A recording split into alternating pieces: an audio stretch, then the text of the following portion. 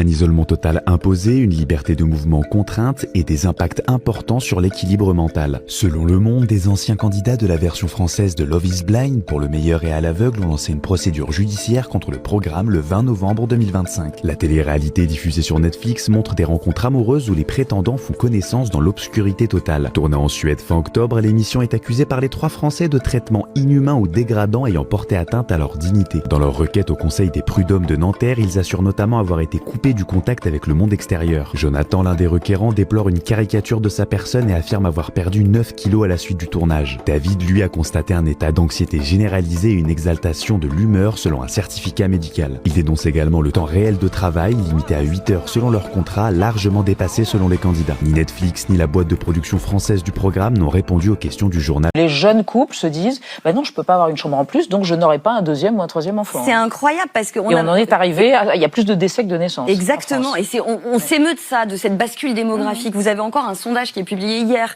de Odoxa qui nous dit quoi? Ils ont interrogé les jeunes par rapport au logement, qui nous dit qu'en gros vous avez 1 jeune sur 5 qui dit je ne vais pas faire d'enfants parce que je ne peux pas avoir accès au logement adapté à ma construction familiale. C'est ça la réalité. Vous avez tout un tas de sondages qui montrent que ça détermine aussi notre accès à des études. Je vais renoncer à poursuivre certains cursus parce que je sais que dans ces villes-là, je vais pas avoir de logement. Je vais renoncer à un emploi. Je vais renoncer à me nourrir convenablement. Enfin,